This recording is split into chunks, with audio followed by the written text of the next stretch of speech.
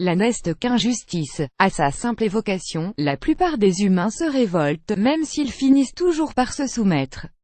Rien d'étonnant donc à ce que les survivants du Parti socialiste poussent de hauts cris quand Dominique Strauss-Kahn leur signifie une fin inéluctable. Le Parti socialiste n'a pas d'avenir, et c'est une bonne chose.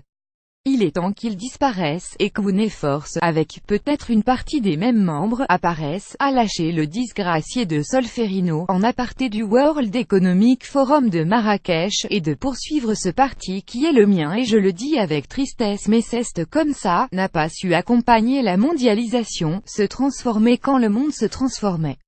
Oh la belle oraison funèbre que voilà, prononcée par un ange de la digne de foi qui d'autre que DSK, en vérité, pouvait établir le constat de décès et délivrer le permis d'inhumer cet homme-là, qui devait devenir le successeur de Nicolas Sarkozy à l'Élysée, nous revient tous droit des enfers.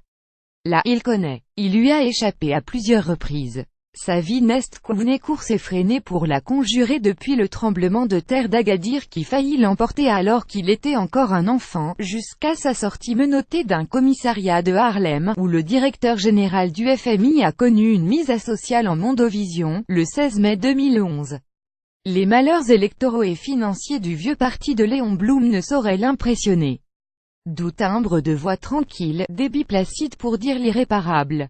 DSK est un thanatopracteur plein de tact. Voix d'outre-tombe mais les socialistes n'êtes pas des êtres rationnels. Superstitieux, gavés de pensées magiques et pénétrés par l'Esprit Saint, ils ont cru reconnaître un envoyé du diable. J'ai eu l'impression d'entendre un fantôme, a déclaré Luc Carvuna, député de la Nouvelle Gauche. Notons au passage qu'il faut bien qu'Quoun et Ancienne Gauche souhaitent pour qu'Quoun et Nouvelle s'épanouissent.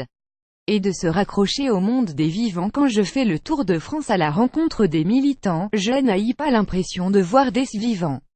Les esprits les plus forts ont prétendu ne pas être impressionnés. J'ai pas l'habitude de commenter les commentaires, en particulier quand c'est une voix d'outre-tombe, a tweeté le député Boris Vallaud.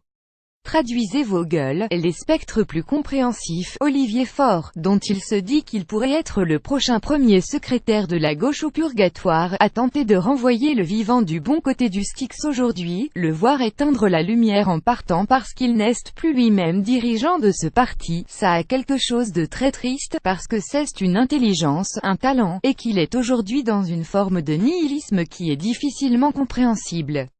Éteindre la lumière, voilà qui n'est guère rassurant.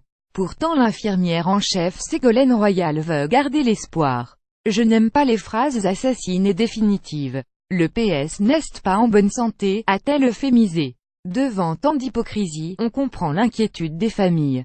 Cadavre à la renverse et là, la réapparition de DSK doit bien être considérée comme un signe fatal. L'agresseur de Nafissatou Diallo, le libertin du Carlton de Lille et l'ex-conseiller d'un fonds d'investissement failli, sait de quoi il parle. Sa propre politique a coïncidé en tout point avec celle du Parti socialiste. Sous ses pieds s'est ouvert le gouffre du néant, qui a englouti tous ses anciens camarades. Prisonnier de cette faille spatio-temporelle, François Hollande, celui qui ne devait pas devenir président, n'a fait que se débattre pour échapper à la malédiction des enfants de Mitterrand. En vain. En octobre 2007 déjà, Bernard-Henri Lévy publiait au sujet de la crise du parti à la Rose un essai intitulé « Ce grand cadavre à la renverse ». Sur ce point, le nouveau philosophe avait vu juste. Ces dernières années, la morbidité du PS est devenue un sujet éculé pour éditorialistes en manque de sensations fortes.